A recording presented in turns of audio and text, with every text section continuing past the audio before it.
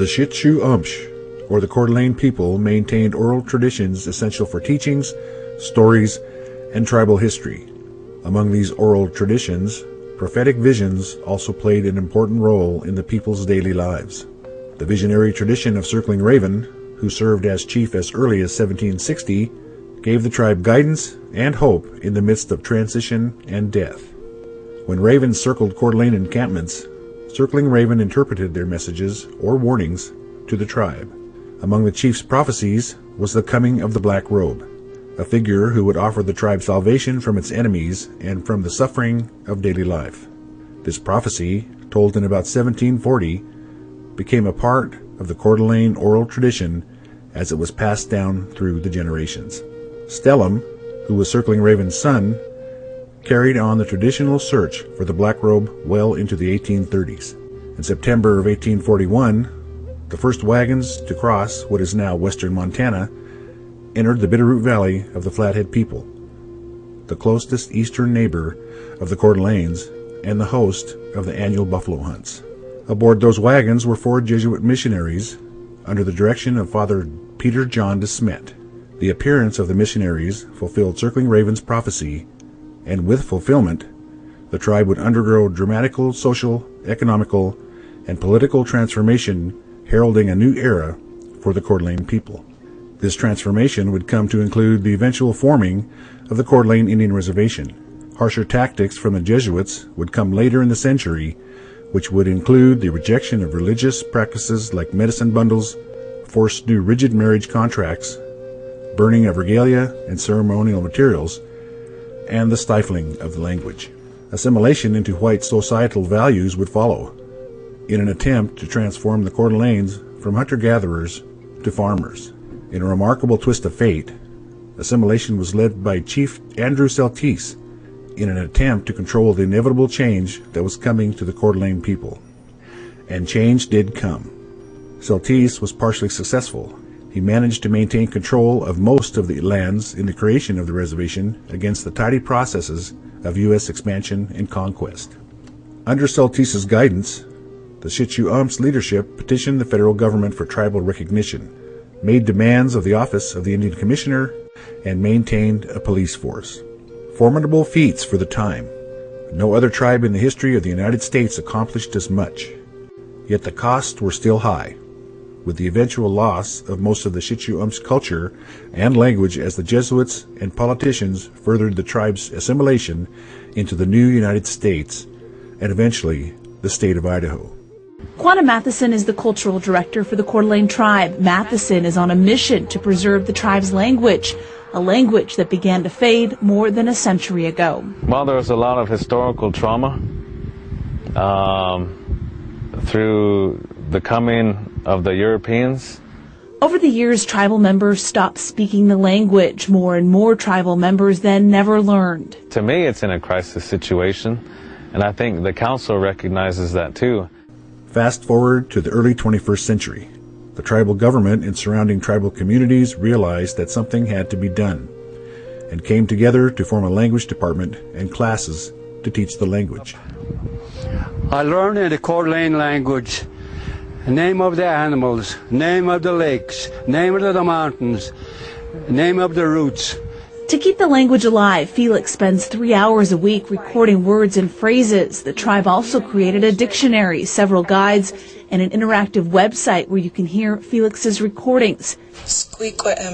And this month, the council passed a new policy encouraging tribal employees to speak the language as best as they can during work hours.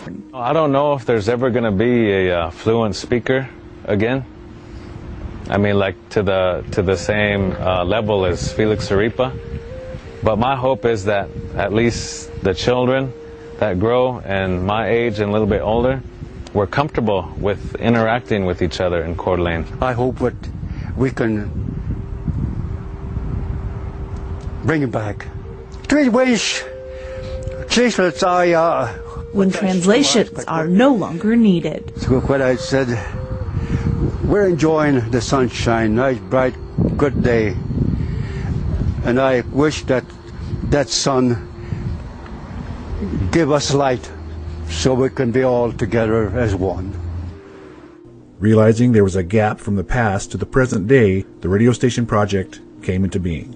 On December 9th, 2008, the Coeur d'Alene Tribe applied for and received a construction permit from the FCC to build and operate a new, full-powered, FM, bilingual Native American public radio station operating on a frequency of 88.3 megahertz.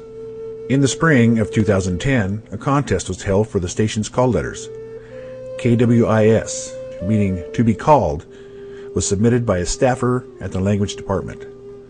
The letters were available at the FCC, and KWIS-FM was born. In October of 2010, a PFTP grant was awarded to the project, providing funding for all origination equipment. KWIS 88.3 FM will serve the entire Coeur d'Alene Indian Reservation and surrounding areas in northern Idaho. Preserving the Coeur d'Alene tribe's history, culture, and language are vital to the identity of the tribe and its population. Key areas of targeted programming are promoting and enhancing mutual understanding and cooperation through educational programming throughout the communities within and surrounding the Coeur d'Alene Indian Reservation. Promoting and preserving the language. Our language is in danger of dying out. As many of our elders pass on, the language is going with them. While the tribe offers language classes, many are economically disadvantaged or otherwise homebound who cannot attend the classes. KWIS will bridge this gap by providing language programming that allows those who cannot attend to interact and learn the language before it's completely lost. KWIS will create a resource for learning for children and youth through interactive radio programming and internet services. We will encourage our youth and local schools to take an active part in the educational programming we will provide. We anticipate providing much-needed cultural programming in cooperation with tribal cultural resources. This will allow further understanding in the culture and beliefs of the Coeur d'Alene tribe, preserving them for future generations. Coordinating with local, state, and federal health programs to distribute information regarding health-related issues within not only this reservation, but throughout Indian country. Diabetes is shown to be in epidemic proportions within Indian country, and its presence is felt on this reservation as well. Women and minority issues are also a priority. 1 out of 3 American Indian and Alaska Native women are raped in their lifetime, compared with about 1 in 5 women in overall national statistics. Women will be a specific targeted group for programming, and station involvement as volunteer DJs, providing a focused point of viewing concerns on women's issues. The direction and focus of the project is aimed at over 6,500 people who reside on the 345,000 square acre reservation, including both tribal and non-tribal populations.